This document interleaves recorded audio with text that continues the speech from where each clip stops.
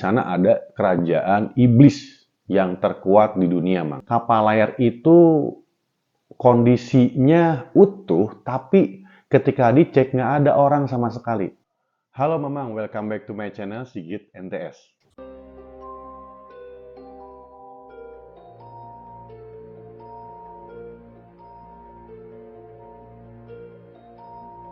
Oke Mamang, dalam video kali ini gua bakal ceritain tentang salah satu tempat yang emang udah terkenal banget akan misterinya dan akan konspirasinya nih Mamang.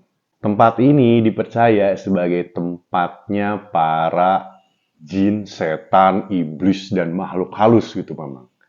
Tapi sebenarnya ada penelitian tentang tempat ini yang memang sampai saat ini penelitian itu yang dipercaya. Oke Mamang, nggak usah lama-lama, kita bahas tentang konspirasi segitiga Bermuda. Segitiga Bermuda sebenarnya udah banyak nih Mamang dibahas di YouTube, di Google, ataupun dimanapun berada. Dan udah banyak nih tentang teori kawasan misterius itu. Tapi Mang, kadang rasa penasaran kita masih ada tentang laut segitiga Bermuda yang penuh dengan misteri dan konspirasi yang ada. Nah, buat kalian nih mamang-mamang semua yang belum tahu tentang segitiga Bermuda, nih gua ceritain awalnya seperti apa. Pada akhirnya, segitiga Bermuda ini disebut sebagai daerah setan atau iblis.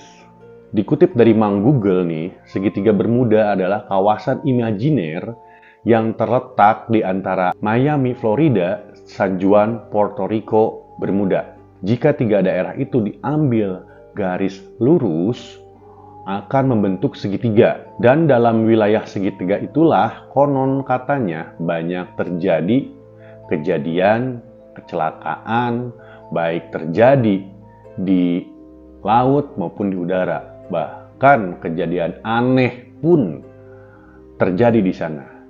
Kejadian-kejadian tersebut membuat segitiga Bermuda ini dikenal oleh semua pelaut. Bahkan seluruh dunia mengetahuinya nih Mamang. Nah Mang, segitiga Bermuda ini adalah laut biasa. Dan lautan ini nggak ada beda dengan laut lainnya. Ada ombak, ada air laut, ada ikan dalam kolam. Itu mah lagu ya. Maksudnya ada ikan dalam lautnya gitu. Ya pokoknya seperti laut pada umumnya. Pada tahun 1609 ada beberapa kapal nih yang berangkat dari Inggris menuju Virginia, Amerika Serikat. Dalam perjalanan ada sebuah badai nih yang menghampiri mereka. Dan salah satu kapal yang ikut tadi kemudian karam nih Mamang di Pulau Bermuda. Pulau Bermuda ini dulunya diberi julukan sebagai Pulau Iblis oleh salah satu penjelajah Spanyol bernama Juan Bermudez yang datang ke pulau itu tahun 1511. Makanya segitiga Bermuda ini ada yang menyebut juga nih sebagai segitiga iblis karena terinspirasi dari penyebutan Pulau Bermuda. Para pelaut sering menghindari area sekitar segitiga Bermuda atau Pulau Iblis, Mang. Karena di sekitar itu banyak terjadi angin kencang, badai, dan sering terjadi cuaca buruk, Mang. Dan bahkan ada kepercayaan kalau Pulau Bermuda ini tempatnya roh jahat berkumpul di sana, Mamang. Bahkan ada yang bilang tempat tinggalnya Dajjal, tempat tinggalnya penduduk iblis, warga iblis kumpul di sana, Mang.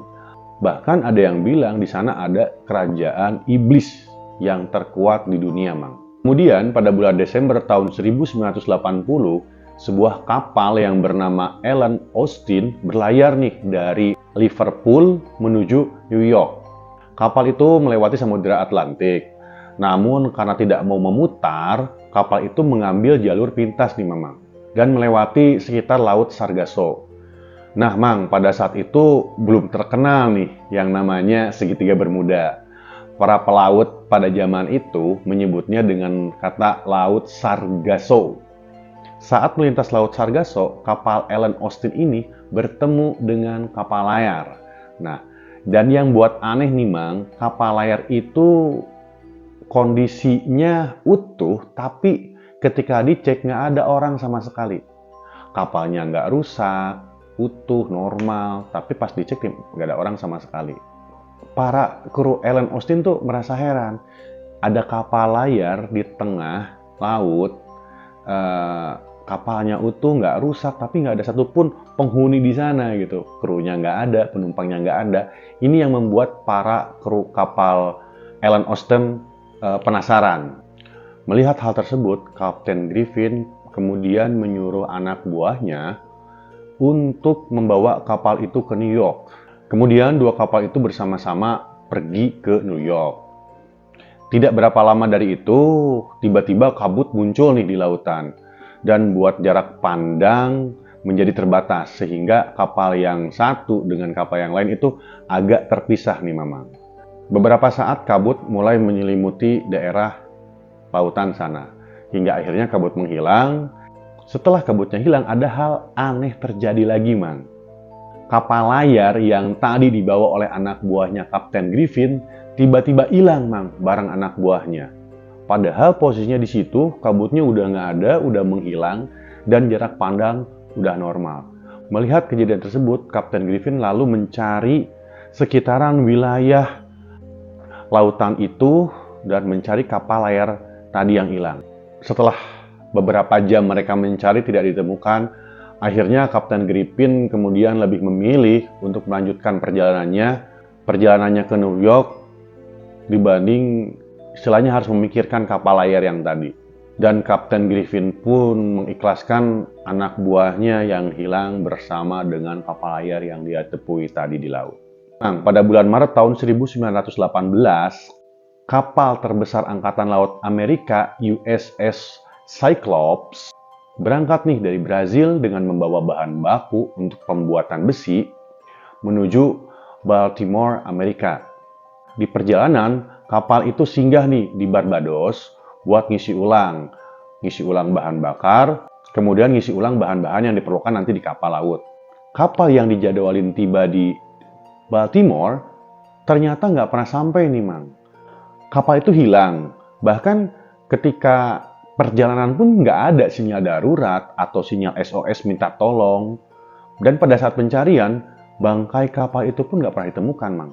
Ngeri juga sih, Mang, kapal laut Amerika yang gede banget, yang membawa muatan 11.000 ton dan 300-an kru kapal bisa hilang tanpa jejak ketika melewati laut segitiga Bermuda. Angkatan Laut Amerika pun mengeluarkan pernyataan bahwa hilangnya kapal laut Amerika ini merupakan misteri yang paling membingungkan dalam sejarah Angkatan Laut Amerika. Dan semua upaya buat nemuin, mencari kapal tersebut pun nggak ada yang berhasil, Mang, alias nihil. Pesan terakhir yang diterima dari kapal laut Amerika tadi adalah cuaca bagus, semuanya bagus. Yang artinya nggak ada apa-apa, cuacanya bagus, lautnya tenang dan normal. Tapi kenapa ya Mang bisa hilang? Minimal kalau kapal tenggelam itu kan setidaknya ada bagian-bagian kapal yang terapung. Contohnya kayak misalnya kursi atau apapun itu gitu. Tapi ini kagak ada, Mang. Nggak ada apapun, tidak ada jejak, tidak ada bekas, bahkan bangkai kapal pun tidak ada.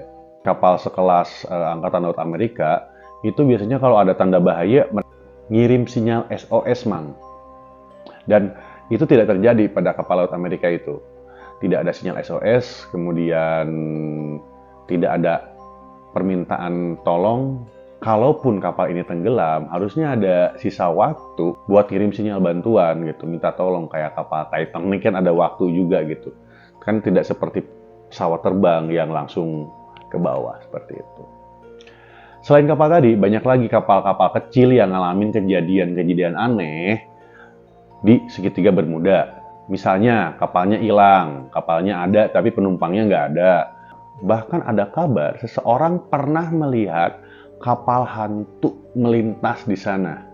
Nggak cuma kapal guys, pesawat juga ngalamin hal sama di sana. Jadi kejadian di segitiga Bermuda ini atau di Laut Barbados ini bukan hanya di laut tapi di udara juga ngalamin guys. Nah, salah satu insiden yang paling terkenal adalah hilangnya 5 pesawat Amerika pada waktu mereka latihan, Mang. Jadi ceritanya gini, Mang. Pada tahun 1945, ada 5 pesawat TBM Avenger Torpedo Bomber milik Angkatan Laut Amerika. Kelima pesawat itu lepas landas nih, Mang, dari Bandara Florida sekitar jam 2 siang waktu setempat nih, Mang.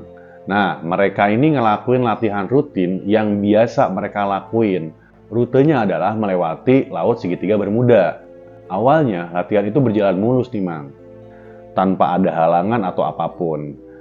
Dan menara kontrol militer Amerika pun memantau latihan mereka. Semua fine-fine aja gitu. Kemudian pada pukul 3:45 sore, petugas ATC menerima pesan dari Charles yang merupakan salah satu pilot dari 5 pesawat tadi. Nah, dan nampak kebingungan di si Charles. Dan Charles bilang dia tidak bisa melihat daratan dan bilang kayaknya si Charles ini nyasar nih. Nah, Mang, sedikit informasi nih.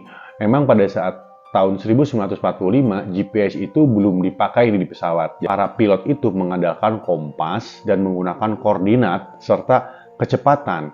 Jadi semuanya manual ini, Mang. Beberapa kali mereka berkomunikasi dengan petugas ATC nih, Mang, bahwa mereka tuh bingung ada di mana. Bahkan ada sumber yang bilang mereka itu masuk ke dalam badai sesaat setelah kelima pesawat hilang. Kemudian dikarenakan ada problem dengan 5 pesawat tersebut, Angkatan Udara Amerika meluncurkan kembali pesawat lainnya, yaitu TBM Rainer untuk mencari keberadaan 5 pesawat yang hilang tadi.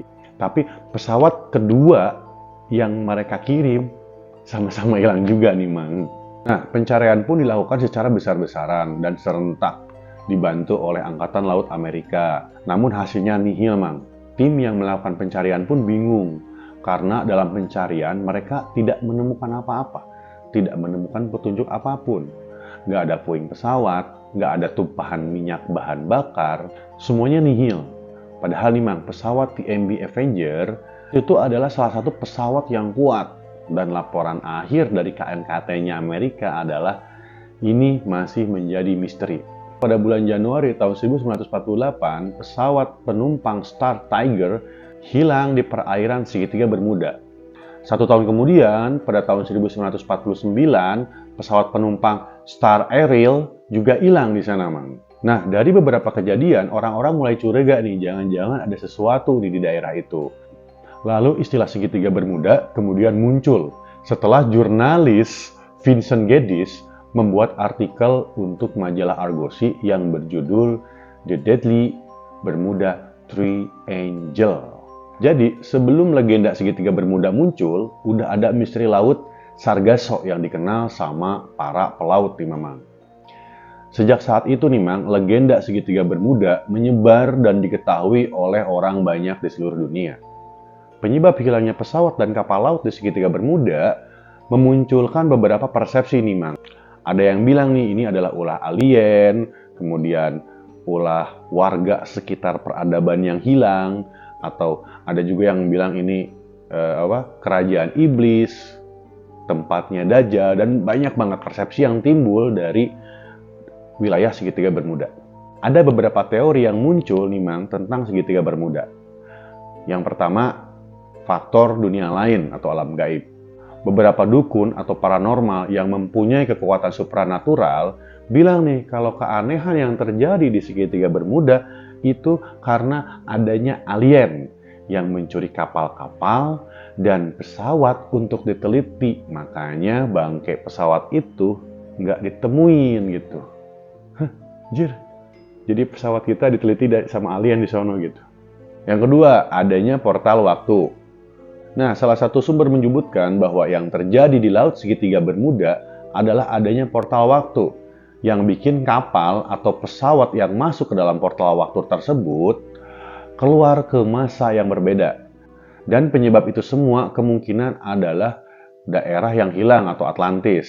Jadi gini, Mang, Atlantis itu dipercaya mempunyai kristal, dan kristal energi dari peradaban Atlantis ini dipercaya bisa menyedot kapal dan pesawat. Yang ketiga adalah faktor alam. Jadi pada tahun 2000 terkenal banget dengan teori gas metana nih, Mang. Nah, inti dari teori ini adalah kantong gas metana yang keluar dari dasar laut dan meledak di permukaan, itu intinya. Gas ini bisa terperangkap di es atau di bawah tanah.